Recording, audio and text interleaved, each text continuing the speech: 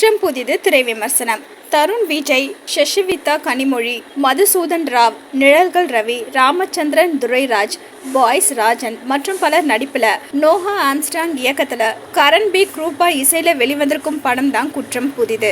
படம் எப்படி இருக்கு வாங்க பார்க்கலாம். காவல்துறை உதவி ஆணையர் மதுசூதனன் ராவின் மகளாக சசிவிதா கனிமொழி பணி முடித்துவிட்டு இரவு நேரத்தில் வீடு திரும்பும் போது திடீரென்று மாயமாகி விடுகிறார்.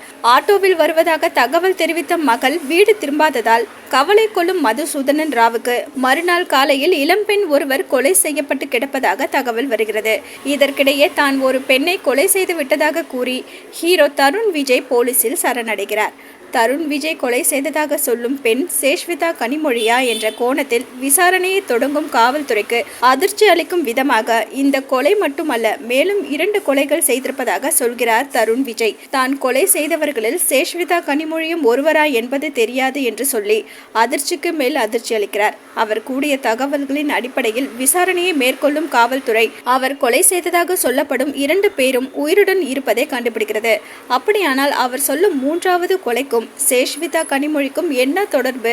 உயிருடன் இருப்பவர்களை கொன்றுவிட்டதாக சொல்லும் தருண் விஜய் யார்? எதற்காக இப்படி சொல்கிறார்? ஆகிய கேள்விகளுக்கான பதிலை புது வடிவிலான கிரைம் சஸ்பென்ஸ் த்ரில்லர் ஜானரில் சொல்வதே குற்றம் புதிது. அறிமுக ஹீரோவாக தருண் விஜய் முதல் படத்திலேயே பலம் வாய்ந்த கதாபாத்திரத்தை மிக சிறப்பாக கையாண்டிருக்கிறார். பாலு மகேந்திராவின் கதாநாயகிகளை நினைவுபடுத்தும் சசிவிதா கனிமொழி கண்கள் மூலமாகவே பலவித உணர்வுகளை ரசிகர்களிடத்தில் எளிதில் கடத்திவிடுகிறார். இசையமைப்பாளர் கரண் பி குரூப்பா இசையில் பாடல்களும் பின்னணி இசையும் கிரைம் சஸ்பென்ஸ் த்ரில்லர் ஜானருக்கு ஏற்ற வகையில் பயணித்திருப்பதோடு கமர்ஷியல் அம்சங்களோடு பயணித்திருக்கிறது.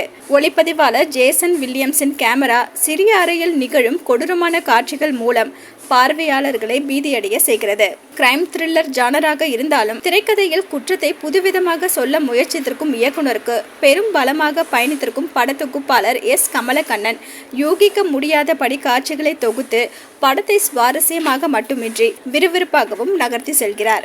எழுதி இயக்கியிருக்கும் நோஹா ஆம்ஸ்ட்ராங் ஒரு பெண் காணாமல் போகும் சம்பவத்தை மைய கருவாக வைத்துக்கொண்டு யூகிக்க முடியாத திருப்பங்கள், விறுவிறுப்பான திரைக்கதை, வேகமான காட்சி அமைப்பு என்று புதுவிதமான கிரைம் த்ரில்லர் ஜானர் படத்தை கொடுத்திருக்கிறார். மொத்தத்துல குற்றம் புதிது புதிய அனுபவத்தை கொடுக்கும்.